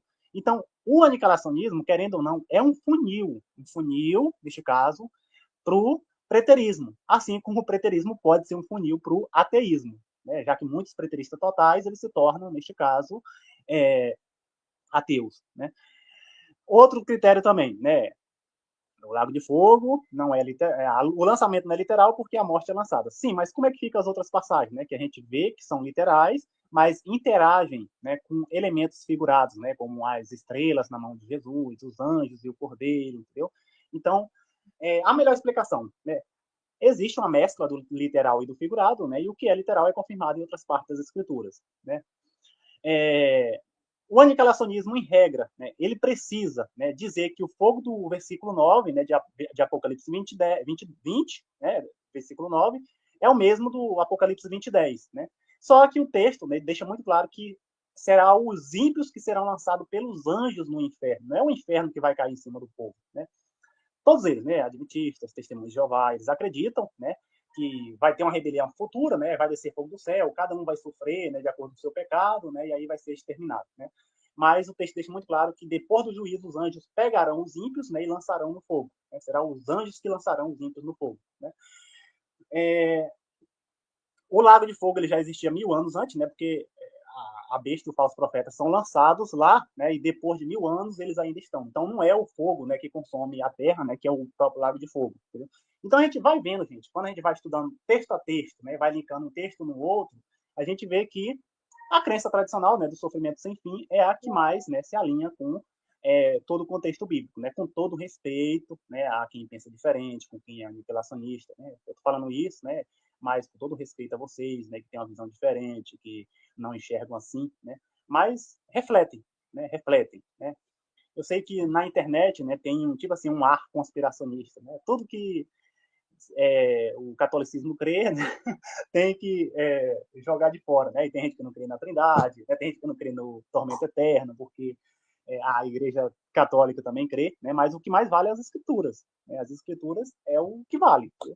E quando a gente pega os textos, os próprios textos, né, que os aniquilacionistas utilizam, né, eu fiz questão, né, de ir para Isaías 66, né, fiz questão de ir para os Salmos, não, por todo o Antigo Testamento, né, os textos aniquilacionistas, a gente vê que eles não são uniformes entre si, né, um fala que o ímpio cairá sobre a espada, o outro diz que o ímpio murchará, né, o outro diz que o ímpio, né, vai escorregar, entendeu? E vai ter que alegorizar tudo, né, além de ter textos também que falam, né, do aniquilacionismo dos ímpios e da restauração do Estado de Israel. Aí você vai ter que alegorizar o Estado de Israel, vai ter que alegorizar os vários tipos de morte dos ímpios, né? Morto por espada, por fogo, escorregando, e para tentar, né, alinhar tudo, né, para tentar, enfim, né, criar um destino melhor, né, menos pior nesse caso para o ímpio. Então, essas são as questões, né? Enfim, né, os textos aniquilacionistas, gente, que eles muitos utilizam, né? Eu já esmiucei um por um, sei que tem muita coisa para estudar, né? Mas até agora, o que eu vejo é que nem eles mesmos, né? Com todo respeito à pessoa de Isaías, acreditam nos textos que eles citam, né? Nem eles mesmos, né? Pega o Salmo 37, Malaquias 4, né? Eu vi lá que a ideia básica do Salmo é simplesmente isso, né? Que os ímpios eles não escaparão naquele dia, assim como a palha não escapa dentro da fornalha, né? Mas qualquer coisa, né, que se quiserem saber mais sobre minha pessoa, né, eu tenho um blog pessoal, não aparece, neste caso, no Google, não sei porquê, né, mas aparece no Bing, né, além de eu publicar extensivamente no Facebook, né. Esse canal também, de vez em quando eu publico, né, algum vídeo também no YouTube, entendeu? Já que eu estou começando agora, se alguém querer me conhecer mais, entendeu? Conhecer mais sobre o que eu acredito. Mas, em síntese, é isso, né? Se tiver algum aniquilacionista também, querendo, né, um diálogo, achar que esses teus argumentos foi fraco demais, pois me convida, né? Que a gente vai conversar de forma mais respeitosa, desde que não tenha pulado da ofensa. Né? E a gente está aqui para compartilhar conhecimento. Uhum. Eu tenho um outro canal, irmão. Eu tenho um outro canal, eu queria anunciar, né? O debate foi muito bom, gostei, foi acirrado, né? E aí, Deus abençoe aí para que a melhor interpretação seja que nossos amigos aí, né? Sigam, né?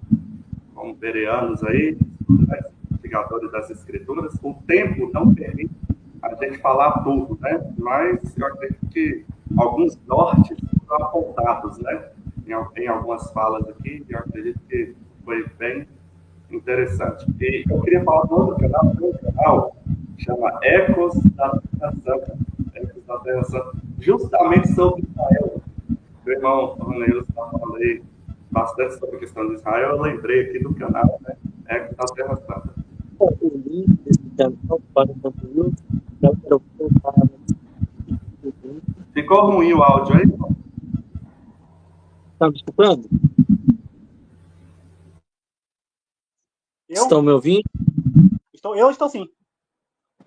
Isaías, manda o canal para o conteúdo. Eu estarei com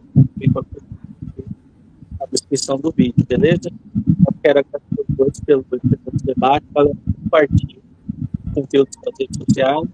Como eu sempre falo, no final de cada debate, a posição que é mais coerente. Nesse caso, coerente com a vida. Ok? Valeu, Isaías. Valeu, Ronilson. Até o próximo debate, galera. Tchau.